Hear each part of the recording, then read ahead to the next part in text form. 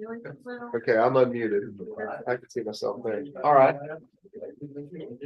Okay, so let's call the meeting to order. And we're gonna walk down this right now. So we just, the staff or trustee addition deletions. Do we have any staff or trustee addition or deletions to the agenda and or the consent agenda? Chairman, staff has no additions or deletions to the agenda. All right. Then we can move to a motion to adopt the agenda. So move.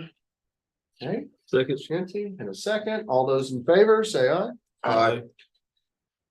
Okay, unanimous. All right, so we're on to the public comments. Looks like I've got 4 up here. Did I miss any? I know a couple folks came in a little later. Do I have them all? All right, do I just call these out, Dale? Yes, one at a I'm time. just gonna call these out one at a time, guys, as I've got them here. So, Mr. Kim Atkinson. Oh, thank you.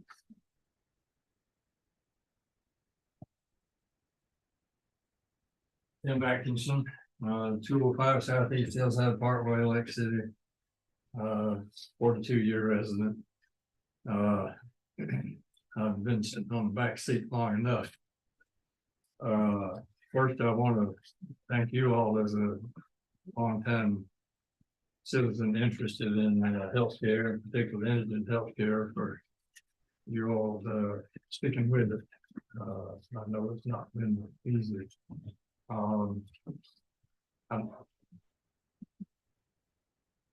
It seems to me that we've got a opportunity to turn this beat up old can that's been kicked down the road, so you all are tired of it, into a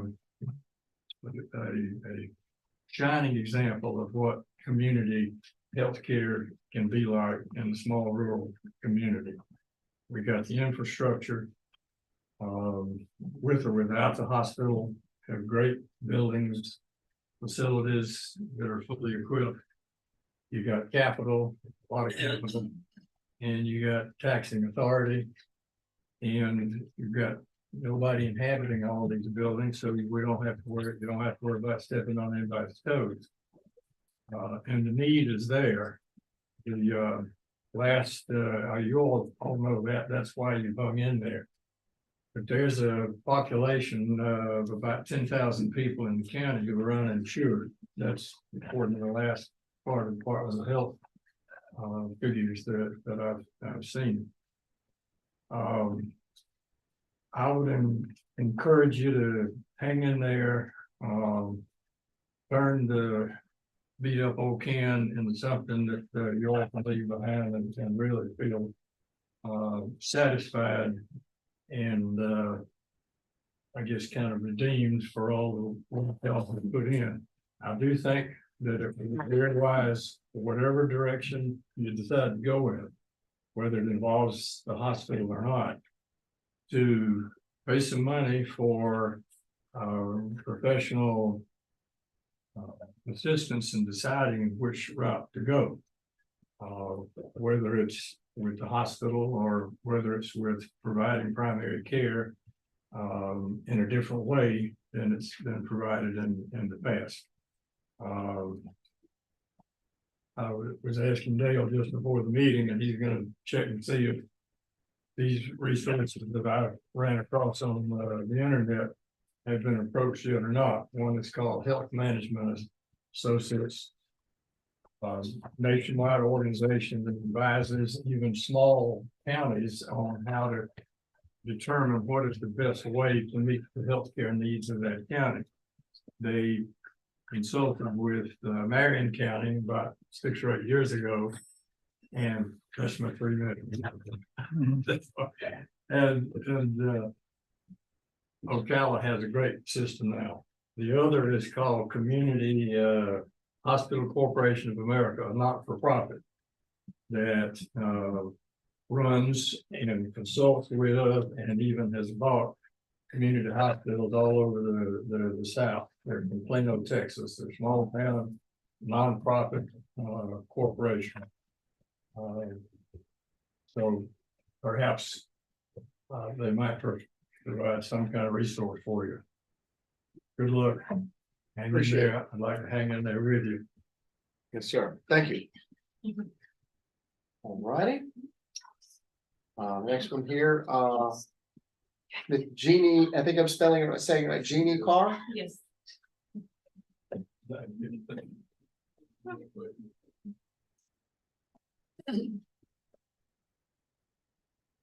Hi. Hi. I just have a few little notes that I wanted to bring up about Meridian. I worked in this community for 20 years as a professional. My experience with them, I would like to say is good, but that's not true. I saw many of their clients, sometimes on a daily basis, often on a weekly basis for sure. Those clients were never seen a counselor.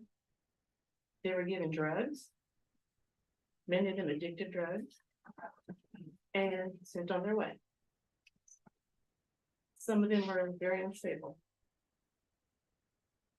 I've also seen teenagers who have literally asked me to send them to Meridian so they could get drugs. After a 3-day stay in the crisis unit, they would be sent back out on the street with a 30-day prescription. When they try to refill those prescriptions, often they can't get an appointment with anyone. So these are addictive drugs that now you can't get refilled. So I think we can all see the problem there. Also, I have sat with many children, some of them as young as 6 years old, who have been taken by the police from the school to Meridian, to the crisis unit. They were put in a room, locked in a room, with nothing but a chair. Now, if you or I did that as a parent, that would be considered child abuse. They were left there for a very extended time. Parents were not notified. Whatever behavior at that point they exhibited was used against them to hold them for a 3-day hold. Sometimes shorter, sometimes longer, depending on their insurance and their ability to pay. When the parents were finally notified and brought into Meridian, they were not allowed to see their children. They were often terrified and trying to go home. They were bullied and confined to consent homes. Because what would happen is Meridian staff would come out into the waiting room and tell them, well, your child is in crisis, and if you do not sign this form to allow us to keep them, well, we might have to look at maybe call the abuse hotline. This has been my experience. I have heard kids and they're literally screaming, I just want to go home. I want my mom and dad. They're given drugs that often are not intended for children. They are off-label use. When they try to get another appointment, oftentimes they can't get an appointment. They go without those medications, which then throws them into withdrawal. Now they're back in crisis unit. My experience with Meridian has been that they create a drug problem and then they create a program to treat it. The only program I can say is successful at Meridian that I have seen is the MIST program, which is a drug treatment program for women who can bring their children with them. That is a positive program. The mobile response team is a pretty positive program. Beyond that, I wouldn't trust Meridian with anybody. Thank you. The form.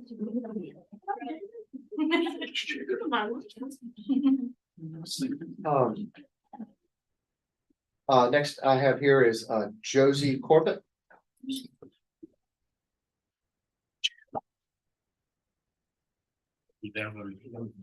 I did make a copy for everybody of what I'm gonna say. And I'm gonna read it because I don't know that I can memorize it. Thank you. But you can each have. And I'm just gonna read it, okay? To the Lake Shore Hospital Authority Board of Directors. Good evening, my name is Josie Sampson Corbett. I'm a licensed clinical social worker serving clients in Lake City and across Florida. I was born at Lakeshore Hospital, by the way. I own a local company of 9 counselors and counselors. A large number of clinical staff is available in this area. They live here and drive a great distance to find a company they can work with and feel comfortable at. Some of us have also started our own private practices so that we can continue to serve the people of this community. We're building an extensive referral network so that if a client needs something that we cannot accommodate, we can refer them to a colleague who has their best interest in mind and follows the ethical principles of their mental health or social work practice. I'm also a former Meridian employee. When I worked at Meridian, one of the things that we had to do was solicit client reviews. And by the way, if a review was negative, it counted against us. So as you can imagine, most people don't turn those reviews in to get negative employee marks. But one review that I remember getting was, "This place is a beacon of light to the hurting people of this town. If it wasn't here, there would be nowhere for us to turn." I turned in that review for one of the newsletters or funding requests that was sent out. And the client specifically told me that they were talking about me and the other people that they were working with face to face in the company. In 2020, shortly after Don Savoy was promoted to the CEO, the outpatient team in Lake City completely vacated in a matter of a few short months. We went from a stable team of 12, who we had been told by our supervisor was the most stable team in Meridian's entire company, to a team that had literally maybe one person or no people since that time. And since early 2020, I've been told by several different people while I was in Meridian and also outside Meridian that there still continue to be no counselors available in Lake City. In my experience, the Meridian direct care staff was not usually a problem. The problem at Meridian has been the poor leadership, or more accurately, the lack of clinical leadership. Choices made at the top and forced upon well-meaning frontline workers are often unethical and wrong. One example, which is still difficult for me to understand, happened to me.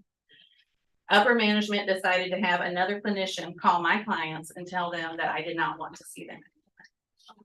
Meridian's reason for doing this was that I had too many clients. The logic is difficult to understand, but what they did, they wanted to get rid of all of my Lake City clients and have me see people remotely for the Gainesville office. That was their focus.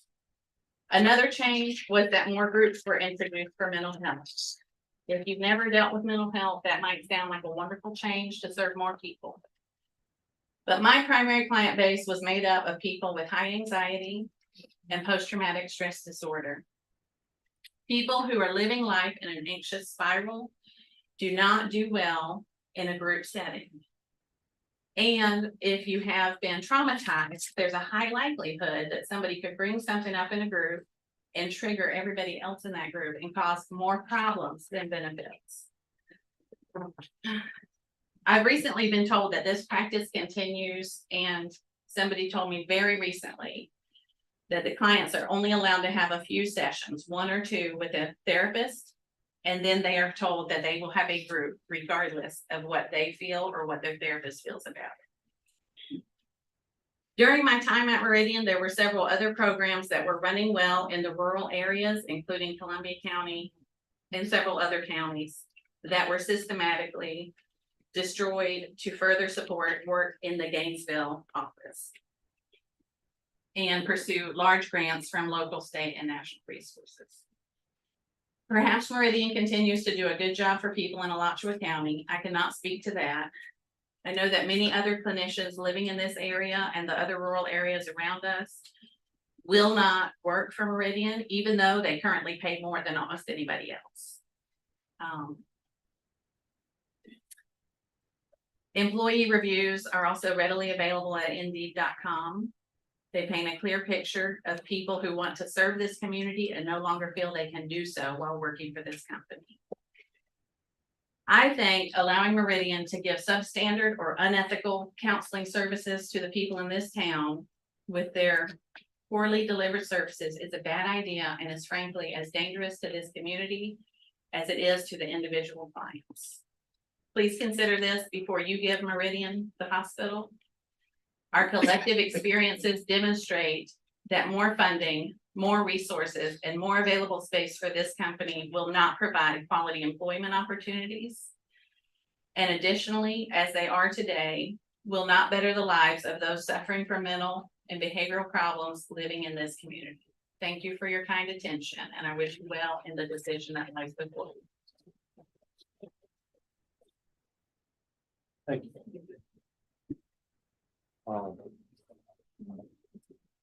Next I have, Joy Stevens.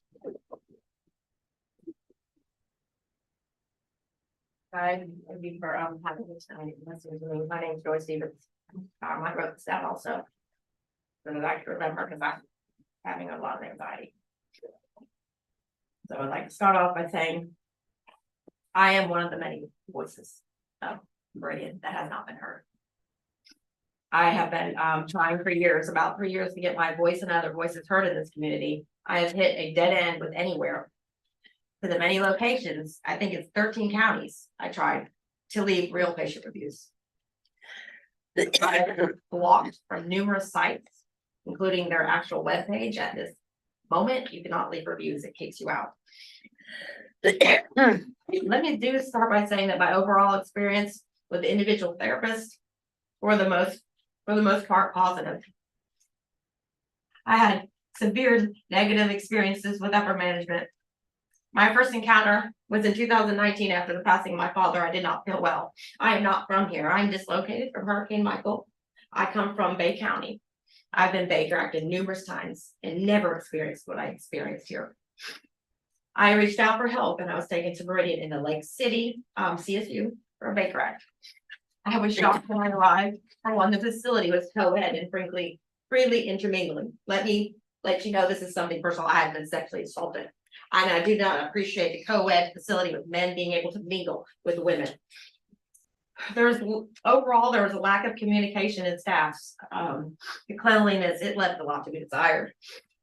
I was denied my medication that I take on a daily basis, and I was forced to take medication I was not prescribed. So after 3 days passing with no explanation as to why I was being held for so long, I started having panic attacks. I finally got to see a doctor for a brief few minutes where I was advised if I did not act a certain way around the supervising nurses, it would delay my release, and it did.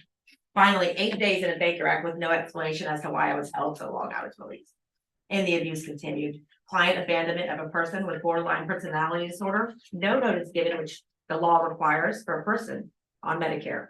Immediately after that happened 3 days, I had 3 friends get killed in a car accident. It happened immediately. I was told that they don't accept Medicare or Medicaid and that they are in the hole for $2,000 because my insurance didn't pay them for a year. They are nonprofit. My therapist was accepting my insurance, filed claims. I have them filed and it was proved. They filed false diagnosis codes on my Medicare claims, blamed it on the billing department. And they turned around, admitted it was the provider's fault. They promised to correct these diagnosis codes, which have ruined my record about substance abuse. It never happened. There was numerous emails that were going back and forth, unencrypted, and being forwarded to other Meridian providers between myself, the vice president of outpatient service, Latifa Randanigan, therapists and communications directors, which is a violation of my personal HIPAA rights. I was advised this by Lutheran Services of Florida, who supports them. Well, as soon as I began to complain and leave reviews, I started questioning the upper management. I was cut off from all communication. And the 4 groups I actually did meet at that time, because of my friends passing, were cut off to once a week. My current therapist was new and updated my treatment plan and allowed me to view a copy. It stated I needed to remain in treatment for 6 more months, and 1 month later, I was presented with a behavioral contract because of my reviews on Facebook. Told that I would not post on social media. I am not allowed to. That was part of it. And I had obsessive behavior that was interfering with my treatment that my therapist said I needed it. So that was done by the vice president of the outpatient services. Since I refused to sign it, I was immediately discharged. When I proceeded to pull records, I was given the runaround, and when I did, I received them. They were in disarray. They're missing certain time periods and false information. I've been trying for 3 years to get my voice heard, so I'm here and I'm urging the community and anybody who has received, well, urging the Lakeshore Hospital Authority to consider talking to the community and anybody who has received services for gifting it to the hospital and find out who they are. Please consider this, and thank you for hearing my voice today, because it's been 3 years and I finally got to speak. And I really, really appreciate it. I'm sorry, it was very hard, but thank you for listening. Thank you.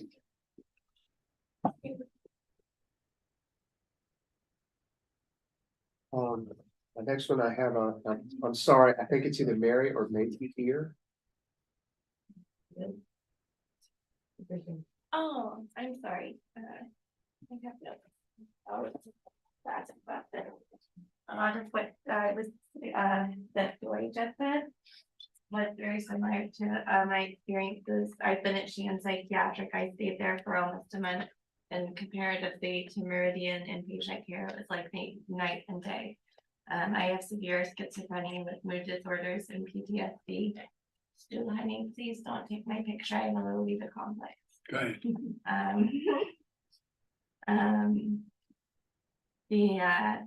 The Meridian took my meds away from me. When you go to Shan Psychiatric, they give everyone Seroquel to help you sleep. I had insomnia and they gave me 1 melatonin gummy, and I was up all night and I was severely suicidal.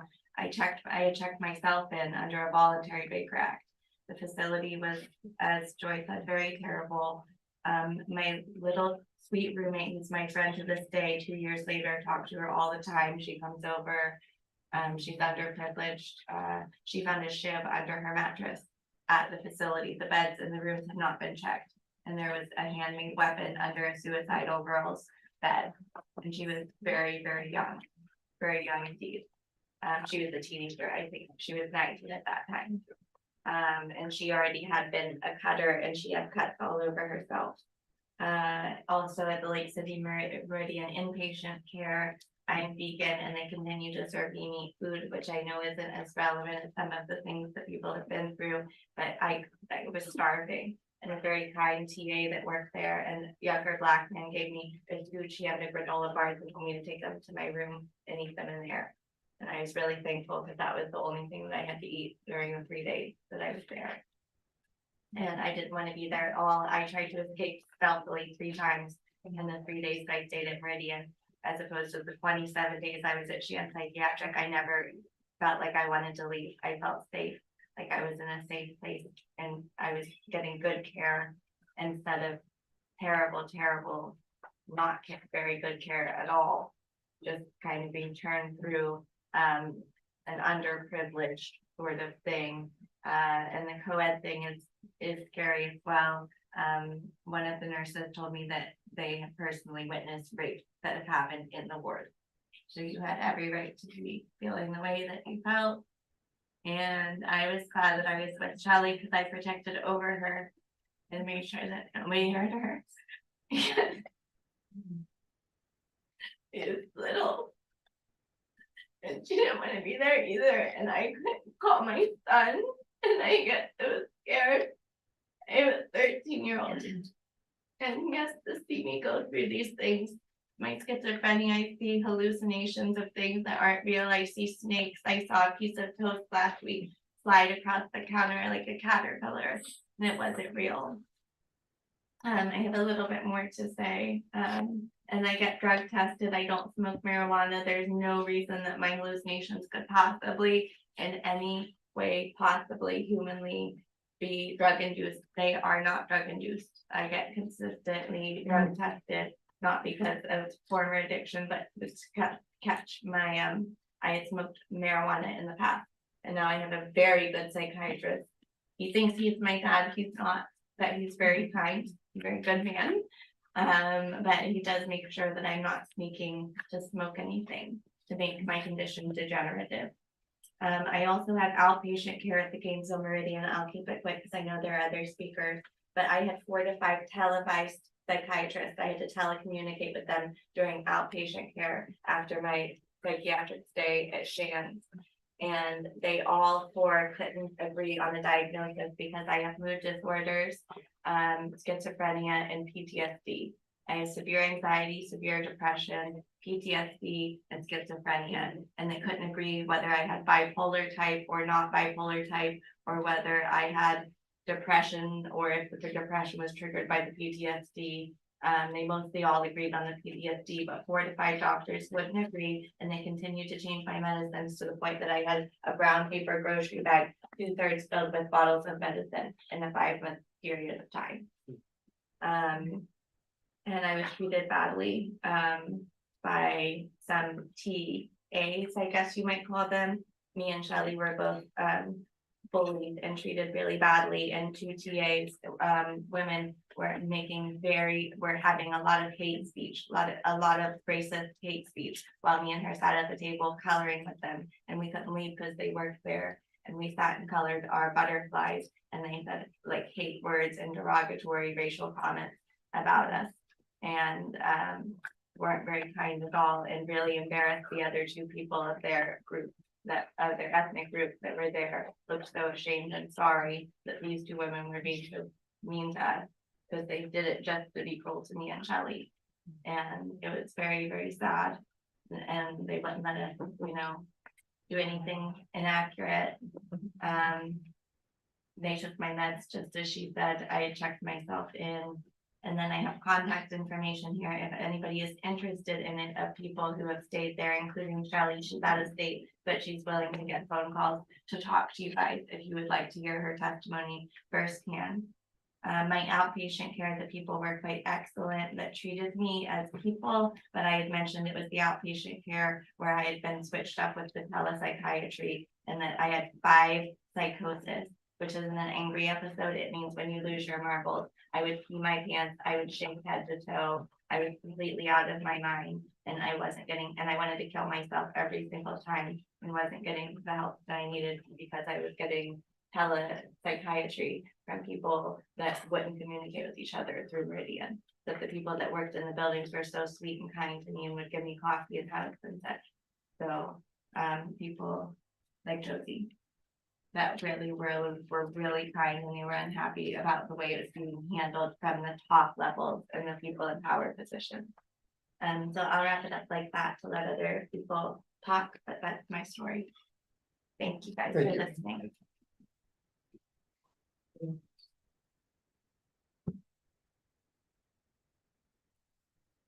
So I got, Mr. Leiker.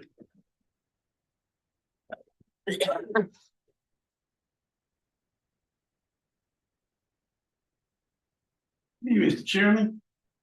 Nice to be here tonight.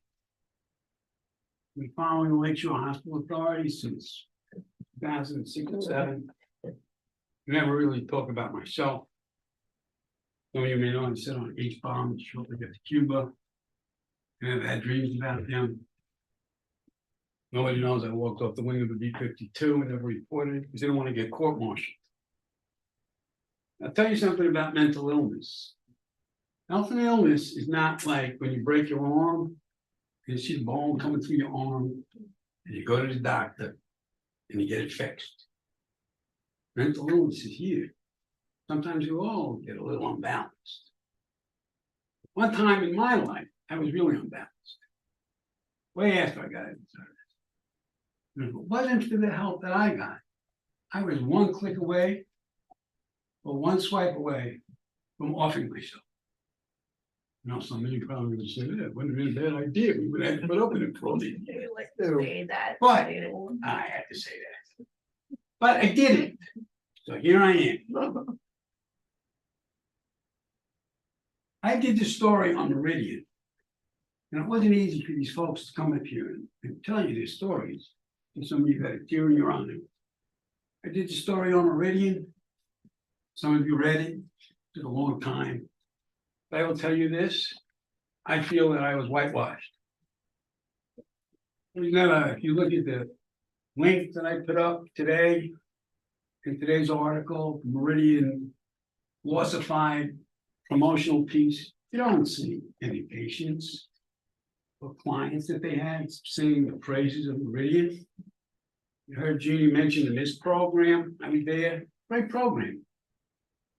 Those folks, those gals that got cured and on the way to cure, I'm sure they would have loved to speak to somebody about the good service they received at Meridian and how it turned their lives around.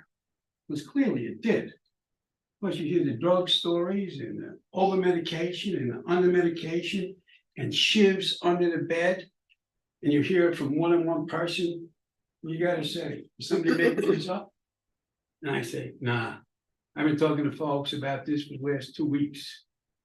And it's all true and worse.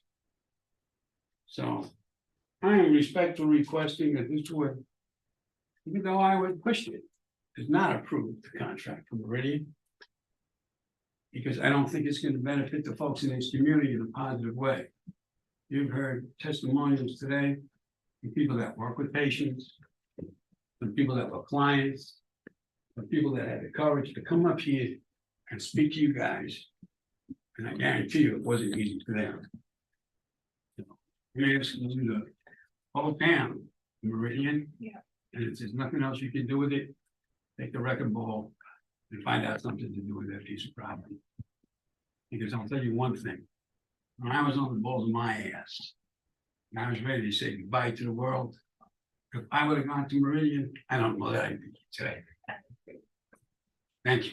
One more thing, tell them how you told me that how you talked to hundreds of people and you hardly heard anything but horror stories. No, I never heard Nothing of No, hundreds of nothing people but good. horror stories. nothing. From all the people that I spoke to, I There were didn't have some. one good ones, person but only- that had anything good to say about Meridian. Thank you, Mr. Chief. Thank you, sir.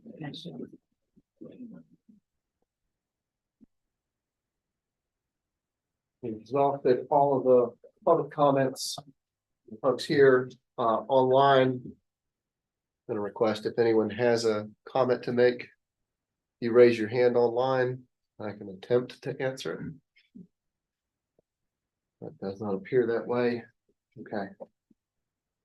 I appreciate those comments. Now we move to approving the consent agenda. Is that correct? Motion to approve the consent agenda? Yes, yes.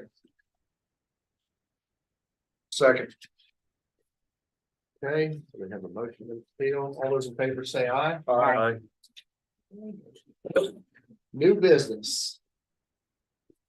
Okay, Dale, you want to take us through this one here? The first one, the Comcast business? Be happy to, Mr. Chairman. Our first item is the approval of the Comcast Business Service Order Agreement for the authority. This is the agreement that provides both internet and phone service to the authority. It is the same agreement, at least based on wording that we've had in the past. The only changes are in the renewal. The cost of internet is being reduced $40.85 a month. And the cost of phones is being reduced $89.60 a month. So it's a renewal of the existing agreement with a reduction in the rates for both internet and phone, and staff recommends approval. All right. Move for approval of the Comcast Business Service Order Agreement. Second. All right, we have a motion in the section. Any further discussion? Yeah, whoever negotiated, will they negotiate mine? I'm just-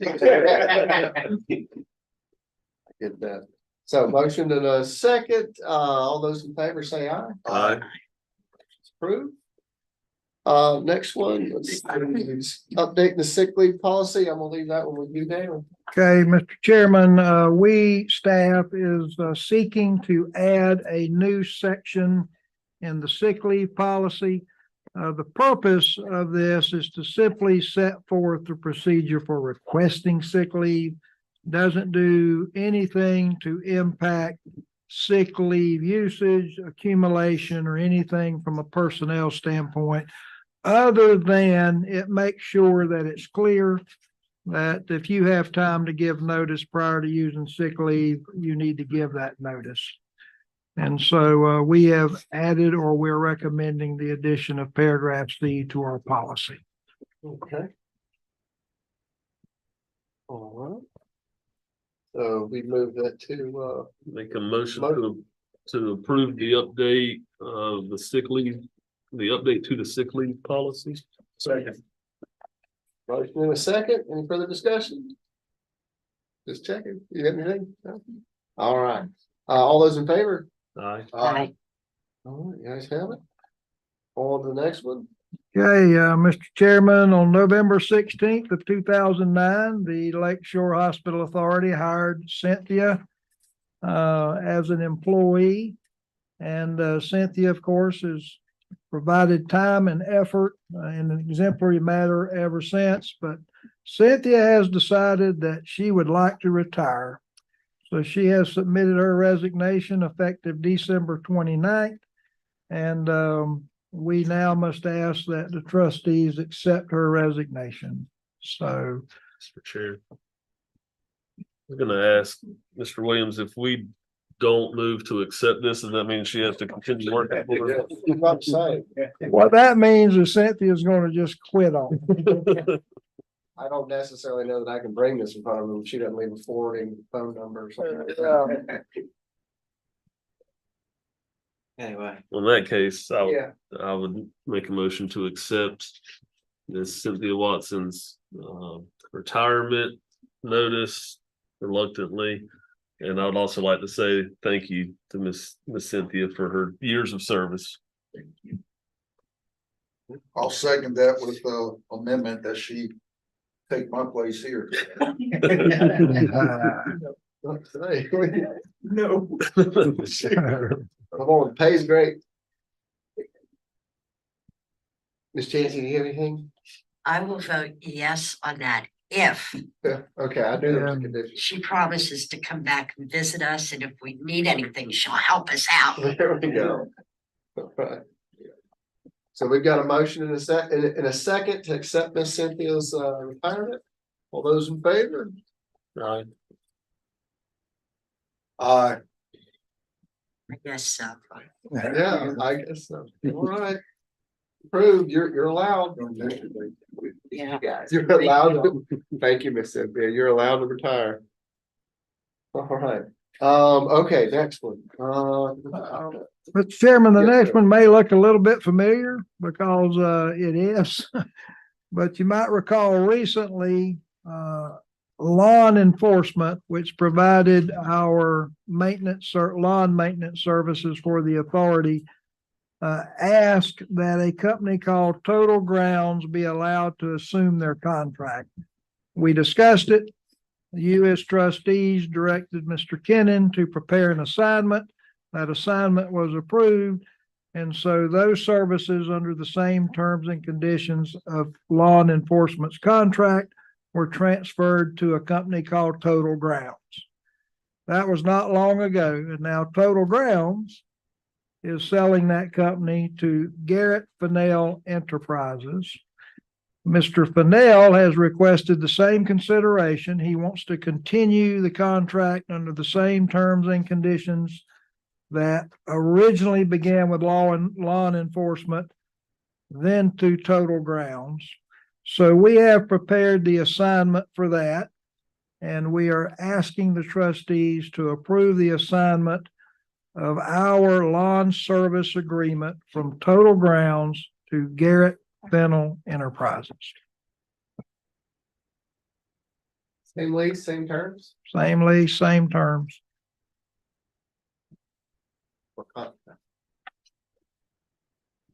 All right, well, I said, this is what I said, wishes of the board, right, Brandon? That's right. Wishes of the board?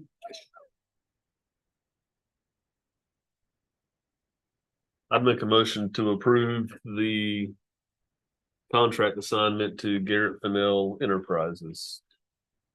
Second. Okay, we have a motion and a second. Any other comments? Okay. All those in favor? Aye. Aye. Ayes have it. Oh. one moment. Up next, discussion and possible act, wait, I'm sorry, request from the Florida Department of Education to donate medical equipment. Yes, Mr. Chairman, in your agenda package, you will find a letter received from the Florida Department of Education. I received this by way of Trustee Bill. but I've also had conversation regarding it with Dr. Barrett at Florida Gateway. I think the letter is pretty self-explanatory. The Florida Department of Education is accepting donations. These donations are going to be used for the Israeli hospital system.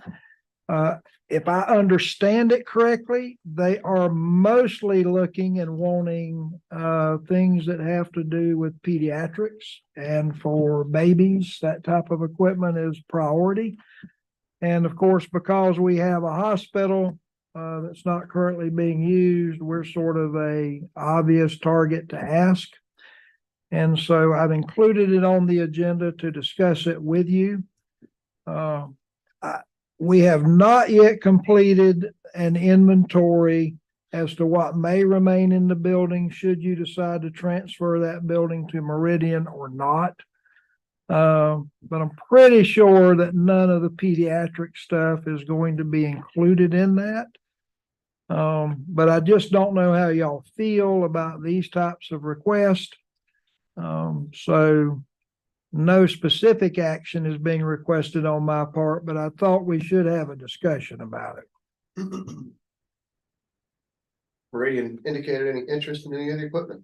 Sir? Has Meridian indicated their interest in it? Not in some, but not in, but pediatrics have never been mentioned.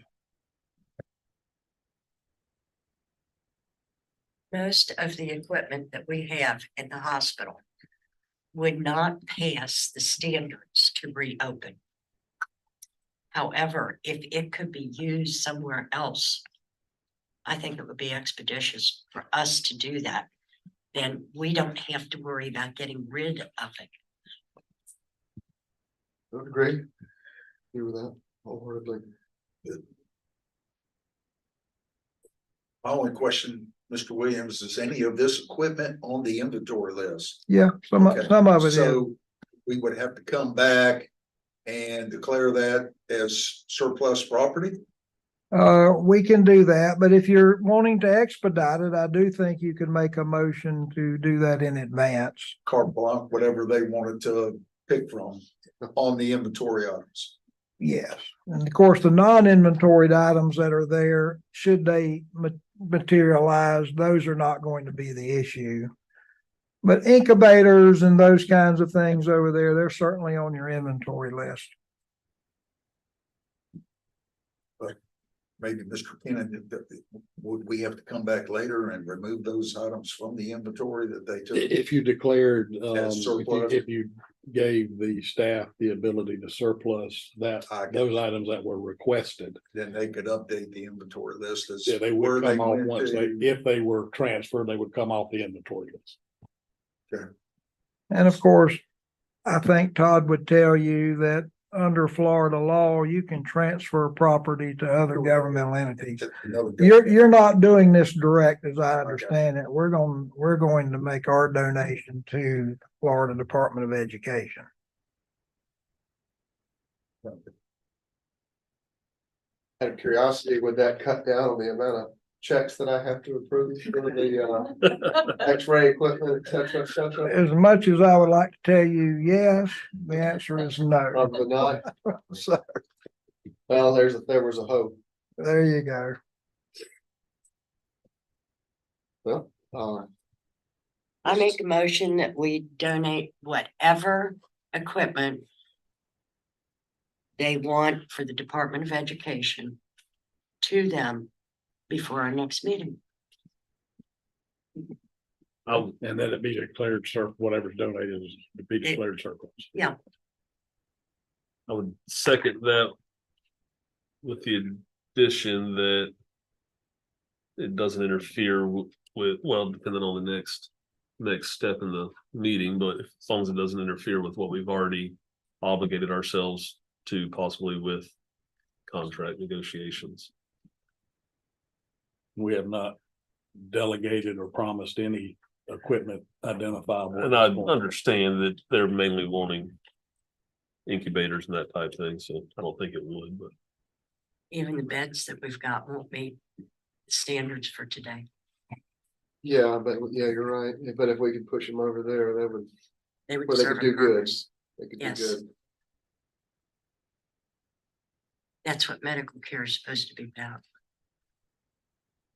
The Todd, does that mean we have a second motion and a second? with I'll that? I'll second her motion as stated. There you go. Okay, we have a motion and a second. All those in favor say aye. Aye. Okay, the ayes have it. All right. Next item, discussion of possible action with EM Pals. At I think the last meeting you instructed me to write their attorney, there being your ER Solution LLC's attorney, Mr. Gabriel Kirkhab. I did that by email October 12th, requesting a proposal that was in conformity with prior correspondence that essentially eliminated the supplements and guaranteed salaries, et cetera. And requested that prior to October 27th, 2023. I have received nothing. I think Mr. Williams received a correspondence that said without those subsidies, that it would not be feasible on their behalf, and accordingly then would be looking for a request to terminate negotiations with that entity. I would say no response is no. Well, we did receive a response, as Mr. Kennan said. Dr. White expressed disappointment, but he did not think he could continue with the proposal without the subsidies that were requested. And obviously, we had determined through legal opinion that those subsidies were not legal. So we really have impasse. I did not feel that I had the authority to simply write a letter and terminate negotiations. So I'm asking the trustees to officially terminate negotiations with MPALS, and we'll prepare a proper letter for you to sign, Mr. Chairman, and return it. Great. Make a motion to officially terminate negotiations with EM Pals. I'll second it. We have a motion and a second. All those in favor? Aye. Ayes have it. I'm sorry, go ahead. Mr. Chair, before we leave that subject, can I ask Mr. Williams, what are the future plans for that individual building? Well, we continue to look for a medical provider at some level. That has been consistent. And of course, as I think most of you are aware, we're about to hear proposals dealing with pharmacy, potentially a kidney dialysis unit. And the missing link, though, is having a primary care facility that meets the objectives and goals of the authority. That's the tough one. And do not yet have that entity. Have some that we're speaking to, but we do not have that entity as of yet. And again, the square footage on that building, roughly off the top of your head. I believe it's like 25.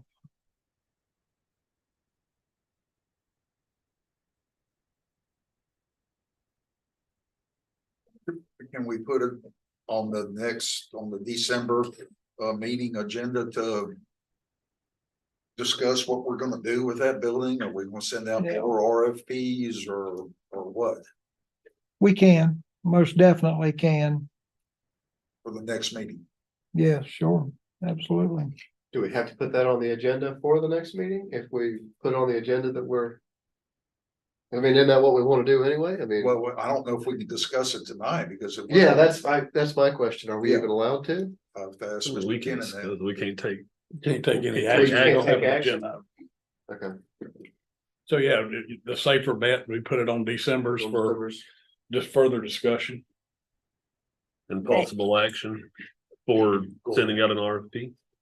Based on past experience, it's November. RFPs won't even be looked at until January. Yeah, Yeah, it'll have to be a order. but we can discuss it and talk about what we want in there. So we can be prepared for it.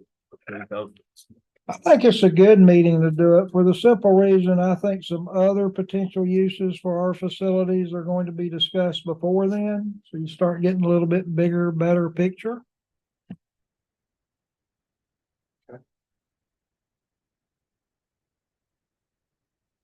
So do I ask, just help me, I ask you to put it on, keep it on the agenda, or who do I? Or do I have to do it? It's a recommendation that staff has agreed to do, so you can move forward with that. Okay, that'll work. It'll, I thank you, just making sure, This is first time driving. it'll be there. You're doing great. Thank you. Great, yeah, I feel good. We've got an easy one. Okay, so on to the next agenda item, discussion and possible action, the contract with Meridian. All right, so we have gone back and forth. We believe that the contract has been edited, acceptable to myself and my partner Bruce Robinson. So we've got two issues remaining. One is that Florida statute 689.18 deals with the effect of reverter clauses. And this is referring to the reverter that we would put in our agreement with Meridian, that should they fail to use it for specified purposes, it reverts back to us. So I know we've talked about reverters. So specifically, this is the one we're talking about that would be applicable to Meridian. That statute says that typical reverters shall expire at the end of 21 years. However, it also indicates that any conveyances of real property to charitable or nonprofit corporations, government, educational, literary, scientific, religious, public entity, public transportation are accepted from the provisions of this section. So if you have a conveyance to any of those type of entities, you can have a reverter clause that lives in perpetuity. And so issue number one would be, they have requested that we cap the reverter at 30 years. So that in the event they did not utilize it for the next 30 years, upon execution of an agreement, if that's the way we go, they have to use it for 30 years for those specified purposes. If they don't within the 30 years, it will revert back to the authority. After 30 years, essentially becomes their building without the reverter clause. Kind of happy in between, but that's indicated to their legal that that'd be something that ultimately at the end of the day, the trustees would have to decide, because there is a choice, go in perpetuity or 30 years. So that's issue one that ultimately will have to be decided. And then issue two, the information I received back is that Meridian is assuming we can get over our reverter clause to them, they would like us to attempt to resolve the Masonic reverter clause, which according to us relates to block 111. They have potentially a different view that it may encompass more properties. Meridian has requested an appraisal of block 111. That should be done middle of this week. So my proposal would be for the board can either take action on the 30-year reverter tonight, or we can hang on to that because we still have to make some decisions regarding personal property and the exact lots that we're going to give them. And then authorize Mr. Williams and I to meet with the Masonic Lodge to determine and try to agree on exactly what piece of property we can either agree or disagree that it applies to, and is there some methodology by which we could get the Masonic Lodge to release their reverter. I think we could get that done pretty short order, hopefully. And if we can get that issue resolved, then if we wanted to move forward, we could either take it up in December or have a special call meeting, with that being the only agenda item. But we're this close down to those 2 points, and that's why it's my recommendation that we go ahead and meet with them and try to resolve that issue, and at least get a concrete proposal from them once and for all. And I can deal with Meridian's legal as to those discussions. And I think, Mr. Chairman, and correct me if I'm wrong, Todd, after discussing it at length, I think both Todd and I would recommend to the trustees that you agree to the 30-year cap, which was the first item instead of the in perpetuity. We don't see where that's going to be an issue for the trustees or future trustee boards. Chair, Is that not correct? That's correct. I also had a conversation with Mr. Savoy, and his explanation of it was they have no intentions of going anywhere other than if they outgrow this facility in 30, 45, 75 years, they would like to be able to do something with that building to hopefully pay for a move to something else. Like I say, they're gonna have substantial improvements, and so they would have to maintain it for the 30 years or it would revert back to us. So that request doesn't cause me any heartburn.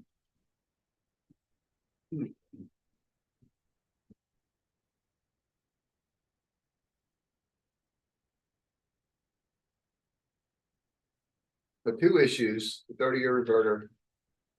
And I wrote down the other one. but I was- Establishing, Mr. Williams and I establishing and. Oh, yeah, the Masonic. Getting a meeting with the Masonic Lodge to find out exactly what they're looking for, and hopefully by then, which, I mean, we won't have the meeting before Wednesday or Thursday, but try to have it as soon thereafter, but I should have the appraisal, or at least Meridian will have it by then, and we'll have a little more information. I think that'll be the information we need to come to some resolution on that issue once and for all. Well, the appraisal's done next week. We won't see it till the November meeting. And then, December. If we get it though, when we get the meeting, then Mr. Williams and I are opposed to having a special call meeting with that item being the only thing on the agenda, a special call meeting. We can come in, take care of it, and not wait till December. That would be our hope and plan. I'm just running through the steps and I see 90 days written all over that. Unless you think you could go with I that. talked to the appraiser this morning, and he was gonna try to have it before 5 today, but he thought that would be pushing it and didn't want to have any mistakes. So he told me middle of the week at the latest. And if I'm not mistaken, Todd, these are the only two outstanding Yes, issues. we are comfortable with the fourth or fifth red line version of the agreement. I have curiosity because my appraisal brain just kicked in. If who agree, the appraisals on what? Because if the Masonic Lodge thinks it's more than what he's appraising, I know he's appraising a finite piece of dirt. That's correct. He's appraising what is block 111 Okay, of the original plat of the Okay. city of Lake City. That's the only deed we have found that contains a reverter clause. And essentially that property went from the Masonic Lodge to the city. And that contained the reverter clause. The city then,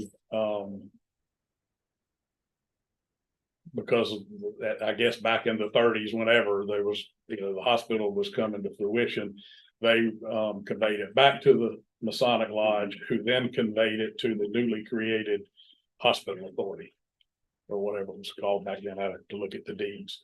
So that's sort of the history. Now, there was an additional deed from the Masonic Lodge to the hospital authority subsequent to that. It is my opinion and Meridian's legal staff's opinion that that deed does not contain a reverter clause. okay. And that's the one that the fellow from the Mason Lodge was considering. On a sketch that it had parts of the legal description of that subsequent deed.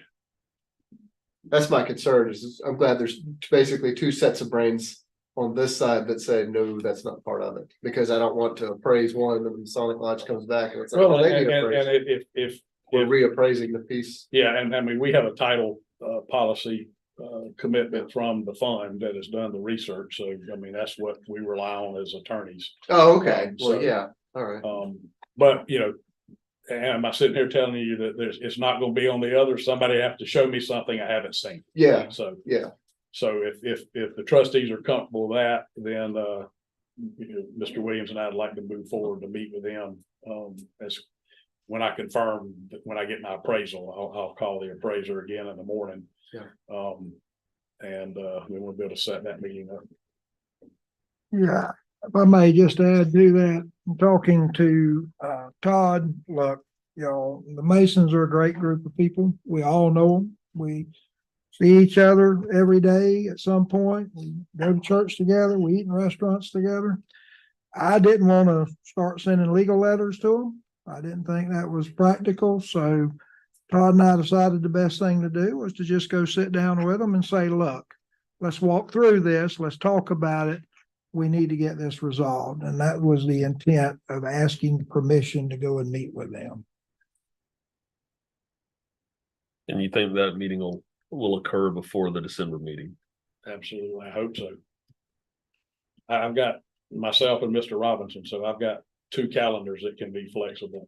I'll start with that one and make a motion to approve staff to meet with Masonic Lodge and discuss the reverter clauses. Go ahead. Oh.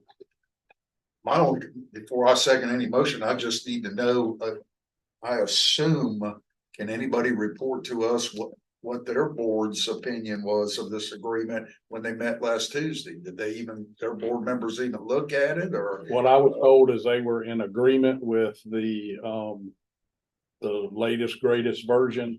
They just wanted the reverter clause resolved. Okay, and they know what this says, meaning that it's between 2 to 5 years before they even get this progressed from phase 1, 2 years minimum, all the way up to the final stage, 5 years, plus the output on their part to have the building in compliance, correct? That's the way it read, and my understanding from their board is they went over the contract and that was their only quote, hold up or hang up, and rather than. Then I'll second that motion, Mr. Chairman. Okay. Just want to make sure you see you have a raised hand. Have a raised hand. What? Well, I wish I could see it. Oh, there it is. Last time. That's actually Dawn right there. Do you think that could be a comment? Is it proper to see the comment? Yeah. For this right here, okay. Does everybody have a chance to comment, or just him? Comments over. This is dealing with Meridian. I would like to hear what. It is dealing directly with Meridian about a contract negotiation with them. This is a person from Meridian. Yes, and I thought they might be here to tell us, so I would.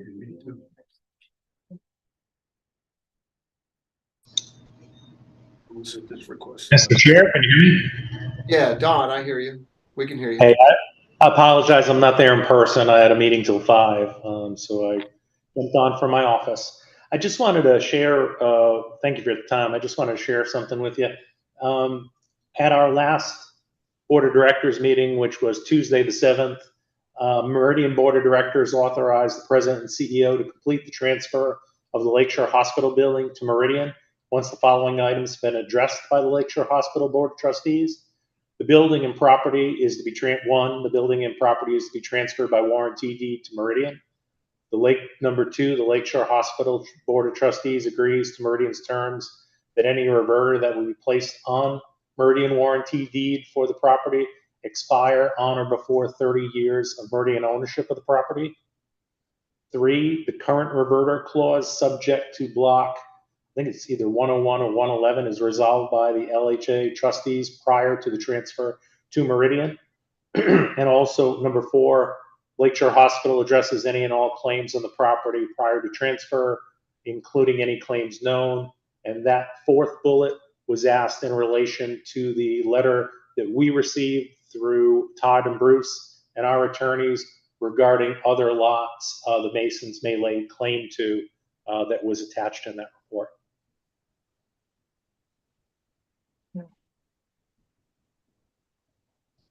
John? Thank you. You have to mute him. All right, I'll mute. Oh, nope, he took care of it himself. So if I'm hearing that correctly, that all of that is gonna get wrapped up when you guys go to your meeting with the Masons on them basically having some sort of a document to either expunge or whatever it is to lay their claims to rest. And that is, we've talked about the reverter, that was their second point. Yeah, Their third and fourth point, specifically third was block 111, which we talked about. The fourth one is, I relayed the information as to that subsequent deed to them, just so they would know, didn't want anybody to have any surprises. So that's their fourth, is to clear up any misunderstanding or to come to some resolution as to exactly what is covered. We'll have to look into the warranty deed. We had originally agreed that it would be we had proposed by quitclaim deed. Yeah. That may not cause us any heartburn, but I'll deal with Mr. Harbert, who is their real estate attorney. We'll get that ironed out. okay, So essentially, those concerns, except for number one, were the ones we had been talking about. okay. And that's what we're doing. We're setting up a motion in a second, to have that meeting take place With the Masons. with the Masons. Okay, And you do know that once they have that meeting, then they have to take it back and vote on it yeah. before they I was present about it to to say, there's us. a lot, there's a Yeah. lot. That's why we to wanted to go ahead and get it done as quickly. As soon as I can get that appraisal in hand, we want to have Right. that meeting set. Right, because obviously something will have to change hands and we'll have to vote on it at the next. They have a meeting a week from Thursday. Okay. So there's a motion in a second Have the meeting before a to week have the from meeting Thursday. before our meeting, This for Thursday, lack of a better term. A week from Thursday. that's Thanksgiving, Is it? yes. Well, the Masons are dedicated. So they may have. No, wait a Let's minute. talk Is in the this meeting. Thursday, the third Thursday? Next, Thanksgiving is next Thursday. Oh, I don't know. It's the Okay, third this is Thursday. Third Thursday. It's the third Thursday. I think it is. It is 16. Thanksgiving's the fourth Thursday. Today's the 13th and, next Monday is the 20th. I bet it's. I bet would it's urge Thursday. staff to have the meeting as soon as possible. This is the 16th is the third Thursday. That's when their meeting would be. Well, obviously, If you beat them, you beat them. we'll negotiate with them to try to get some resolution on both ends as Yeah. quickly as possible. That'll be, They would probably like it resolved sooner than later, likewise, if we can come to an agreement. okay. So again, a motion and a second on the floor. All those in favor? Aye. Motion passes for that. We have another issue in front of us now about that is the 30-year reverter. I would make a motion to authorize putting a 30-year reverter clause. Capping it at 30 years on the reverter clause. Second, We have a motion and a second. Any further comments? None? Okay, all those in favor of adding the 30-year reverter clause, say aye. aye. Let's have it. Did you? Did I miss anything there? No. Okay, we're good. So now I'd like to move on to unfinished business. That sounds about right. Can I make some comments about Meridian? Please. Okay. You all know that I have been adamantly opposed to Meridian taking it over. Okay, I still have great reservations about it. In all my years up here working in hospitals, the stories that these ladies have shared are stories that go around about Meridian, not just with these ladies, with a lot of patients. And yes, there are some that they help. But I want you all to remember, they are a for-profit to pay for all their expenses. Okay, which is why different people get shut out. Not every entity works that way. And I know that it's very expensive to run any facility to do with medical health care. But these are only a portion of the horror stories that you hear. Okay? I have not brought this forward before because I personally never experienced it. But I have heard the stories and I have worked with the people that have experienced it. And it's heartbreaking. And that's my comment. I would agree with those comments. And take it one step further and say that I think what Meridian is proposing and wanting to do is to increase the services that they provide similar to what they're doing in Gainesville. And we heard from some tonight that what they're doing in Gainesville is good also. So we had multiple meetings, received public input multiple times. We've gone nearly a year now discussing this. And my thoughts to the reverter clause are simply that's a completely different issue. We're talking about the reverter clause. We've gotten to this point. We've spent money on attorneys to negotiate this contract. We've gotten to this point, and if they're going to invest 10, 15, $20 million into the buildings, that gives them 30 years to use that building. And if they don't, we get it back. And then after that 30 years, the building's theirs. If they're still using it after 30 years, that building goes to them. If they feel like they need to sell it, demolish it, sell the land, whatever that may be, to then build a new building somewhere else, I think I'm comfortable with that. So when it comes to the reverter clause and that issue alone, I have no issues whatsoever. And again, I empathize with the comments that were made tonight, but I think that's part of what they're trying to do is increase those services. Brandon, I may be mistaken, but I believe what they said is in Gainesville, Meridian does have some services, but it's Shands that they feel comfortable with. I understand, and but There's again, a some of difference. those services, and this is There not going is to be a big difference. this isn't going to be the same Meridian that's on Michigan. That's staying where it is. This is going to be an addition to. This is going to be a mental health hospital that services the region, and we've discussed this. We've had public input for a year ago on this. We've gotten to the point that we are now, and we have two issues to resolve. I think it's time to be done with it. This is an extremely inopportune time to ask this. Can we do a brief pause while we change the tape? Yep. I'm sorry. I do not mean to steal your thunder, but there is. You don't steal my thunder. We gotta keep. I'm sorry.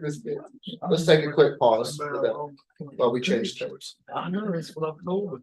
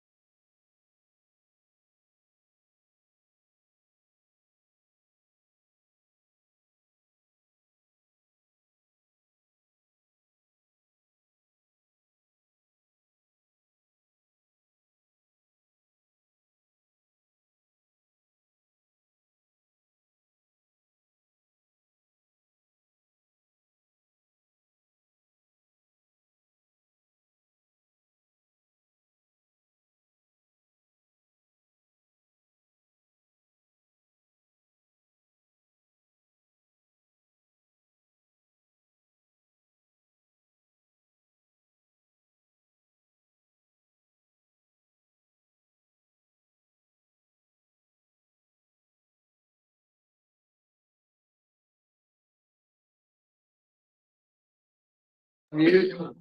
All right. Okay, so we're called back to order.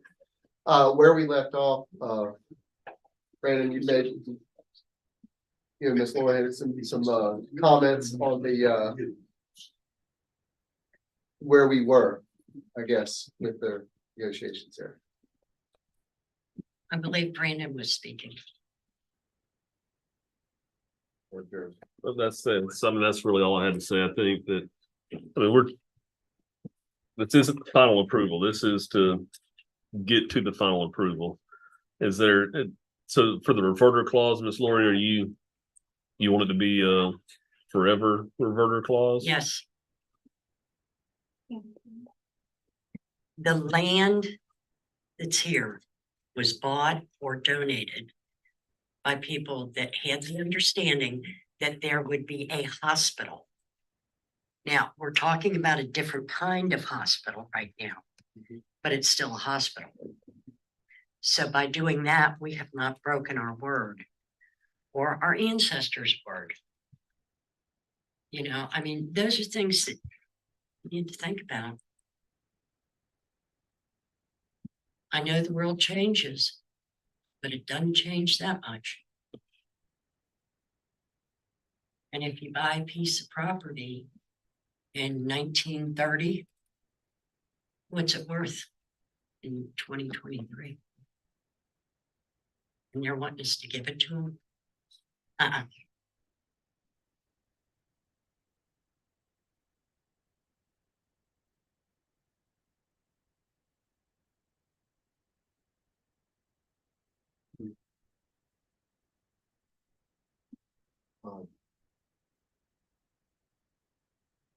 Don, you have anything?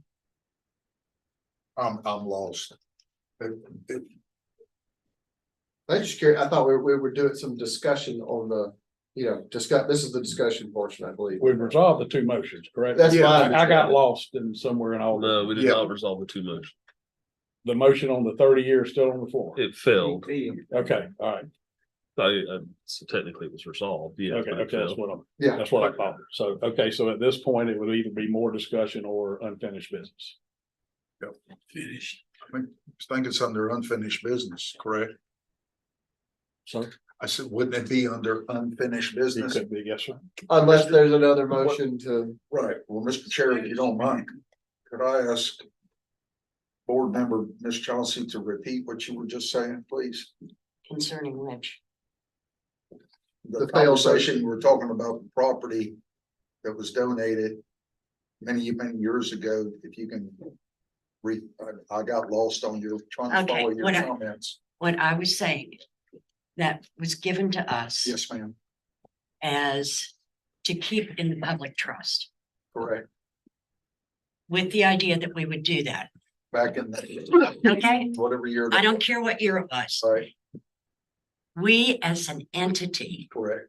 made a promise to people. Now, we have inherited that promise over the years. Correct. Okay. Our promise was to keep a hospital on that property, irregardless of what kind of hospital. That was never specified. I don't have a problem with that. I have a problem with breaking the promises that were made to keep it under the hospital authority, where we had some say in stuff. And if they go broke or they move, those that inherit the hospital authority from us will have the ability to put another hospital there if they want. I also think we have the ability to put it anywhere else on the other properties. At the end, we discussed, doing a standalone ER on the properties here on the campus. So, I mean, as a taxpayer, I wasn't a taxpayer in 1930. But as a current taxpayer, I would be fine with doing that. I mean, just because we're still the hospital authority. We're still providing indigent care, which is that's what we're really supposed to be doing here, not running a hospital. And I personally, I think do a 30-year and us focus on providing indigent care and providing hopefully urgent and emergency care at some point on these properties. Sorry to interrupt you, Don. No, I was just gonna add also, and we're asking Mr. Williams and Mr. Kennan to meet with the Masons to see what they wish, what they want. And I hope and I know that when Mr. Williams and Mr. Kennan go there, they will also ask them to look into their crystal ball and sit and come up with a resolution on what they feel is reasonable for that donation they made back in 1930 something, 40 something. Yeah. 38. 1938, because my question to them would be, where do they think that property would be right now? If they didn't do that, they probably would have sold it back in 1945 or 1950. That's, Yeah, and that's just something we don't know until they are able to meet with the Masons to find out what they want. So we've got The donation of the building does not affect the authority's ability to tax, right? I don't think so. See your point, to build another facility. We had to, and I see, and I'm not discounting it, I had to make that clear in my head. Is that we still have the ability to put a facility up. We're not giving that away, we are talking about a piece of real estate we currently hold, in my mind.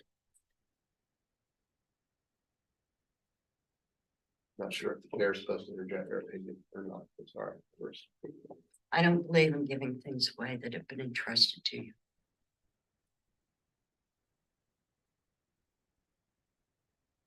Can I say something Is it quick? brief? Yes, Mike. Barbara Lindley, the authority has the ability to declare something surplus and get rid of it. So it was really a legal question. Can you declare something that was given to the authority as a municipal hospital? Back in the 30s, there wasn't not mental health hospitals. Hospitals were by government. Then companies realized they could make money by having hospitals. So the whole scenario has changed, but in the statute, there's surplus. You can declare it surplus and it's gone. And maybe you guys they can decide with the Masonic Lodge, that the lot's worth 20,000, pay the 20,000 and be done with it. Thank you. It's true. I don't think the authority bought the equipment that we're talking about giving away. I think it was left in the building by CHS. So I mean, that's a parallel there that, I mean, I fully understand your point, Ms. Chancey, but I think that we're still holding true to our mission of providing indigent care with or without that brick and mortar building. I mean, the same thing, we're entrusted with the equipment that's still in the building today, that was left there and basically gifted to us by CHS, and we're getting rid of that. So I see it as a very similar transaction.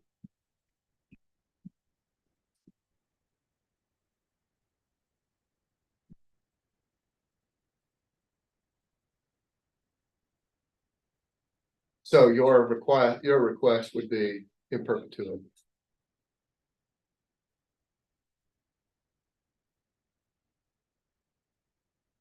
Would it be appropriate for you and Mr. Williams to have the conversation with the Masonic Lodge and then have more conversations with? I think we need to go ahead and get that resolved anyway. So let's move forward in that direction and then we'll go from there. We'll just have two things to report on when we come back for a special meeting. okay, maybe three. So we don't need to make a motion, or do we need to make a motion for them to do that, or we can just request staff to take that? We did that already. We already did that. All right. All right. So we are moving on from that topic. Staff report. We can go on to staff report. Chairman, it's included in your agenda packet. Forgot that was a part you picked without. Okay, that's included in our agenda packet. Board member comments. Start down there, Ms. I think Candace. I've already made them. Fair enough. None. I just want to thank these ladies for coming out and talking to us this evening. Took a lot of courage and respect you very much for standing up and telling us your feelings. Thank you. so Thank you. much. We're thankful to be here and we respect all of you, even with the different opinions and the fact that you care enough about us to talk about it, and to listen to us is so important. And I'm just think I feel safe. I'm not scared to be here, and I haven't seen any visuals or anything since I've been here. So I'm thankful to be here, and I'm thankful to hear Miss Lori, Chauncey or Chancey. Chancey, I'm very thankful to hear you speak. You are thunder. Thank you. Thank you. The spirit of thunder. Thank you.